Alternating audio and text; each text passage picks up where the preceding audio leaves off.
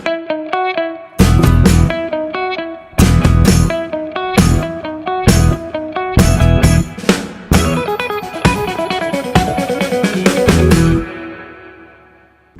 हमारा नाम आदर्श है और आप देख रहे हैं AKN टीवी। तो आज हमारे इस खास कार्यक्रम में दिन भर की प्रमुख खबरों को विस्तार से जानेंगे। जॉइंट सीट एलोकेशन अथॉरिटी ने जून 2025 से तारीख बताएं तो 3 जून 2025 से जेईई एडवांस 2025 क्वालिफायर्स के लिए काउंसलिंग शुरू कर दी है। यह प्रक्रिया देश के शीर्ष इंजीनियरिंग संस्थानों जैसे कि IITs और NITs में प्रवेश के लिए महत्वपूर्ण है। योग्य उम्मीदवार आधिकारिक वेबसाइट josa.nic.in पर रजिस्ट्रेशन कर सकते हैं। इस साल काउंसलिंग प्रक्रिया में कई नए फीचर्स भी जोड़े गए हैं, जैसे ऑनलाइन डॉक्यूमेंट वेरिफिकेशन।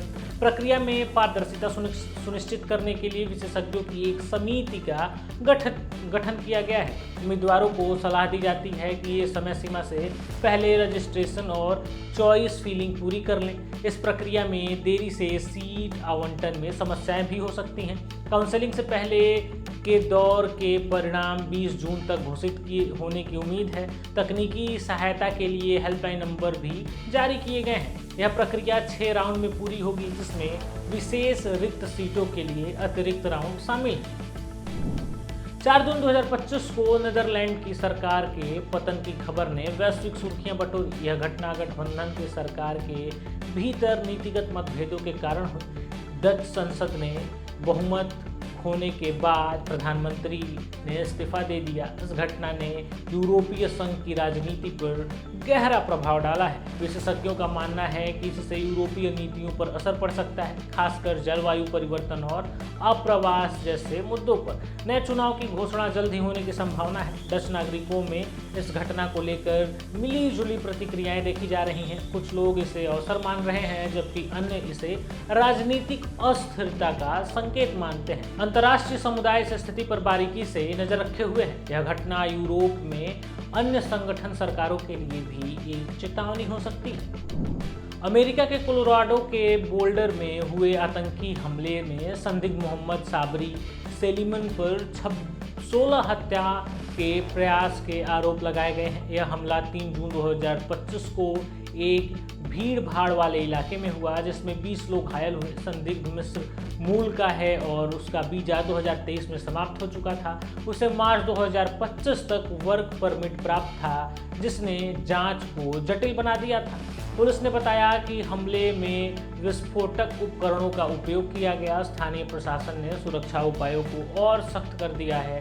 इस घटना ने अमेरिका में आप्रवास नीतियों पर बहस को फिर से तेज कर दिया है। संदिग्ध के खिलाफ सुनवाई अगले सप्ताह शुरू होगी। समुदाय में डर का माहौल है और स्थानीय लोग एकजुटता दिखा रहे हैं। जांच में FBI भी शामिल हो चुकी है। दिल्ली में 3 जून 2025 को एक रोड रेज की घटना में एक व्यक्ति को गंभीर चोटें आईं। यह घटना साउथ दिल्ली के व्यस्त चौराहे पर हुई, जहां 2 कार चालकों के बीच विवाद हिंसा हो गया। पुलिस ने बताया कि चालक ने एक दूसरे पर लोहे की रॉड से हमला कर दिए। घायल व्यक्ति को तुरंत अस्पताल ले जाया गया, जहां उनकी हालात स्थिर है। पुलिस ने संदिग्ध को हिरासत में ले लिया है और मामला दर्ज कर लिया गया है। इस घटना का एक वीडियो सोशल मीडिया पर वायरल हो रहा है। दिल्ली पुलिस ने रोड रेज की बढ़ती घटनाओं पर चिंता जताई है। लोगों से सड़क पर धैर्य बरतने की अपील भी की गई है। जांच में CCTV फुटेज का उपयोग किया जा रहा है। यह मामला शहर में यातायात नियमों की अनदेखी को उजागर करता है। टेकक्रंच की एक रिपोर्ट के मुताबिक 2025 के टेक उद्योग में छंटनी का सिलसिला जारी है। रेस्पॉन एंटरटेनमेंट ने 3 जून को 300 से 400 कर्मचारियों को निकालने की घोषणा की। यह निर्णय कंपनी की दीर्घकालिक रणनीतिक प्रतिक्रियाओं या फिर कहें कि प्राथमिकताओं को लागू करने के लिए लिया गया।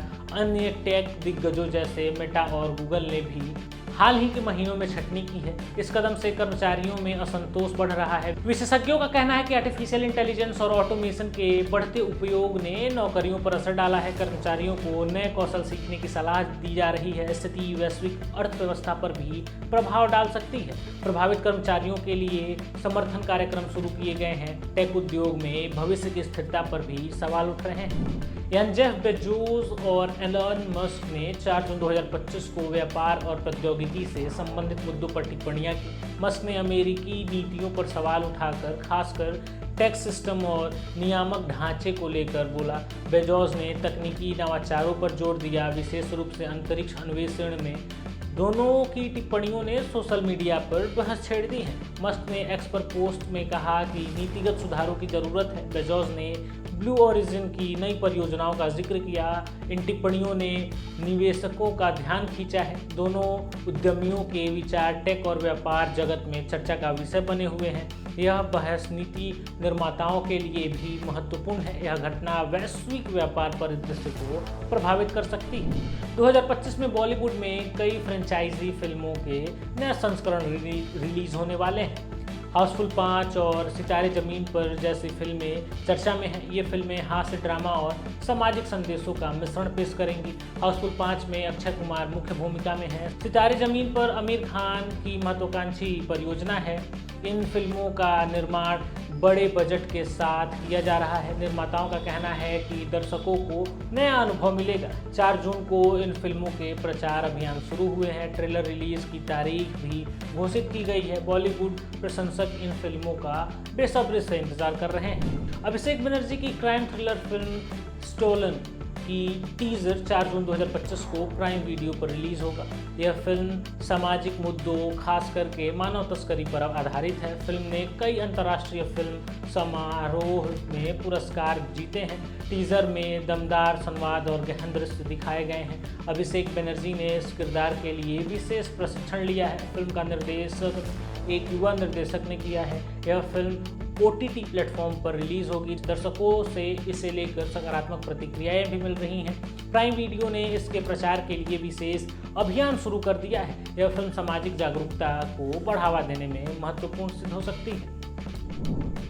श्रीलंका के कोलंबो को 30 सितंबर 2025 से शुरू होने वाले ICC महिला 50 ओवर विश्व कप के लिए न्यूट्रल वेन्यू चुना गया है। यह निर्णय टूर्नामेंट की निष्पक्षता सुनिश्चित करने के लिए लिया गया है। कोलंबो के स्टेडियम को विश्व स्तरीय सुविधाओं के लिए जाना जाता है। इस टूर्नामेंट में 8 टीमें हिस्सा लेंगी। भारतीय महिला टीम की कप्तान हरमनप्रीत कौर ने इस निर्णय का स्वागत किया है। कोलंबो में मौसम भी इस समय अनुकूल रहेगा। आयोजकों ने सुरक्षा और लॉजिस्टिक्स की पूरी तैयारी कर ली है। प्रशंसकों के लिए टिकट बिक्री 4 जून से शुरू हो चुकी है। यह टूर्नामेंट महिला क्रिकेट को बढ़ावा देगा। श्रीलंका सरकार ने भी इस आयोजन का समर्थन किया है। 4 जून को विश्व चीज डे के मौके पर टाइम्स ऑफ इंडिया ने 6 सबसे स्वास्थ्यवर्धक चीजों की सूची जारी की। इसमें पनीर, चेडर और मोज़रेला शामिल हैं। चीज़ में प्रोटीन और कैल्शियम प्रचुर मात्रा में होता है। विशेषज्ञों ने बताया कि सीमित मात्रा में चीज स्वास्थ्य आहार का हिस्सा हो सकता है। इस दिन रेस्तरां में विशेष चीज आधारित व्यंजन पेश किए गए। सोशल मीडिया पर चीज प्रेमियों ने अपने व्यंजनों की तस्वीर साझा की। स्वास्थ्य विशेषज्ञों ने चेतावनी दी कि अधिक मात्रा में चीज से बचना चाहिए। यह दिन खाद्य संस्कृति को बढ़ावा देता है। रेसिपी ब्लॉगर्स ने भी इस अवसर पर नए व्यंजन साझा किए। चीज डे ने लोगों को एकजुट किया। महाराष्ट्र के लीलाहोर में 3 जून को 4 कोविड से संबंधित मौतें दर्ज की गई। इसमें राज्य में मृत्यु दर 14 तक पहुंच गया। स्वास्थ्य विभाग ने सतर्कता बढ़ाने की सलाह दी है। कोविड के नए वेरिएंट की आशंका जताई जा रही है। अस्पतालों में बेड और ऑक्सीजन की व्यवस्था को मजबूत किया जा रहा है। नागरिकों से मास्क पहनने और सामाजिक दूरी बनाए रखने की अपील की जा रही है। टीकाकरण अभियान को और तेज करने का निर्णय लिया गया है। विशेषज्ञों ने कहा है कि स्थिति नियंत्रण में है, लेकिन सावधानी बरतनी बिल्कुल भी जरूरी है। यह खबर स्वास्थ्य नीतियों पर ध्यान केंद्रित करती है। सरकार ने जांच की संख्या बढ़ाने का आदेश दिया है। केरल परीक्षा भवन ने 4 जून 2025 को SSLC स्क्रूटनी रिजल्ट घोषित कर दिया है। छात्र आधिकारिक वेबसाइट पर जाकर अपने परिणाम को देख सकते हैं। इसके लिए रजिस्ट्रेशन नंबर और पासवर्ड की आवश्यकता होगी। इस साल स्क्रूटनी के लिए रिकॉर्ड संख्या में आवेदन आए। परिणामों में कई छात्रों के अंकों में सुधार देखा गया है। शिक्षा विभाग ने प्रतिक्रिया की पारदर्शिता की सराहना की है। असंतुष्ट छात्र के लिए अपील की प्रक्रिया भी उपलब्ध हो चुकी है। परिणामों ने छात्रों और अभिभावकों में उत्साह पैदा कर दिया है। स्कूलों ने परिणाम का स्वागत किया है। यह प्रक्रिया शिक्षा प्रणाली की विश्वसनीयता को दर्शाती है। नीट यूजी 2025 का परिणाम 14 जून को जारी होने की उम्मीद है। उम्मीदवार 5 जून तक प्रोविजनल आंसर की के खिलाफ आपत्ति दर्ज करा सकते हैं। इसके लिए प्रति प्रश्न 200 रुपये का शुल्क देना होगा। यह परीक्षा मेडिकल कॉलेजों में प्रवेश के लिए महत्वपूर्ण है। इस साल रिकॉर्ड संख्या में छात्रों ने हिस्सा लिया था। आंसर की 3 जून को जारी की गई थी। एनटीए ने पारदर्शिता के लिए कई कदम उठाए हैं। छात्रों को सलाह दी गई है कि ये नियमित रूप से वेबसाइट चेक करें। परिणामों का इंतजार छात्रों में उत्साह और तनाव दोनों पैदा कर रहा है। यह प्रक्रिया मेडिकल शिक्षा के लिए भविष्य को आकार देगी। 4 जून 2025 को होने वाले play station state of play event की घोषणा की गई। यह इवेंट 40 मिनट से अधिक लंबा होगा। गेमिंग प्रशंसकों को नए गेम्स और अपडेट्स की उम्मीद है। इस इवेंट्स में PS5 के लिए नए टाइटल्स की घोषणा हो सकती है। सोनी ने कहा कि कई इंडी और AAA गेम्स प्रदर्शित की जाएंगे। यह इवेंट ऑनलाइन स्ट्रीम किया जाएगा। गेमिंग समुदाय में इसकी चर्चा जोरों पर है। पिछले इवेंट्स ने प्रशंसकों को प्रभावित किया था। सोनी की यह रणनीति गेमिंग उद्योग में प्रतिस्पर्धा को बढ़ावा देगी। प्रशंसक सोशल मीडिया पर अपनी भविष्यवाणियां साझा कर रहे हैं। यूट्यूबर खान सर की लोकप्रियता 2025 में भी बरकरार है। उनकी नवीनतम वीडियो सीरीज ने 4 जून को लाखों दर्शकों का ध्यान खींचा।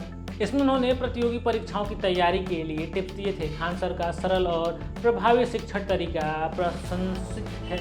उनकी वीडियो में सामाजिक मुद्दों पर भी चर्चा होती है। युवा उन्हें प्रेरणा का स्रोत मानते हैं। उनकी YouTube चैनल की सब्सक्राइबर संख्या बढ़ रही है। शिक्षा क्षेत्र में उनका योगदान सराहनीय है। सोशल मीडिया पर उनके प्रशंसक सक्रिय हैं। यह लोकप्रियता शिक्षा के डिजिटल युग को दर्शाती है।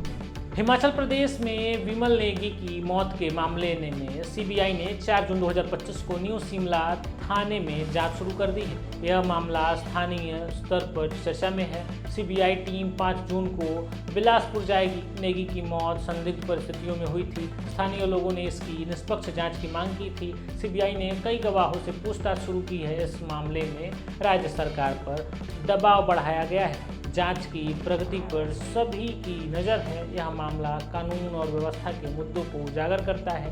सीबीआई रिपोर्ट जल्द ही सामने आएगी। 4 जून 2025 को हुई गोलाबारी में एक व्यक्ति की मौत और 5 लोग घायल हुए। यह घटना एक व्यस्त बाजार में हुई। पुलिस ने बताया कि हमलावर ने अंधाधुंध फायरिंग की। घायलों को तुरंत अस्पताल ले जाया गया। पुलिस ने संदिग्ध की तलाश शुरू कर दी है। इस घटना ने स्थानीय समुदाय में डर पैदा कर दिया है। टोरंटो पुलिस ने सुरक्षा बढ़ा दी है। यह घटना शहर में बढ़ती हिंसा पर सवाल उठाती है। जांच सीसीटीवी फुटेज का उपयोग किया जा रहा है। समुदाय ने एकजुटता दिखाने के लिए सभी का साथ मांगा है। तो आज हमारे इस खास कार्यक्रम में फिलहाल के लिए इतना ही। वीडियो से जुड़े रहने के लिए जुड़े रहिए हमारे चैनल के साथ। वीडियो को लाइक करिए, चैनल को सब्सक्राइब करिए और कमेंट बॉक्स में सुझाव देना ना भूलिए। धन्यवाद।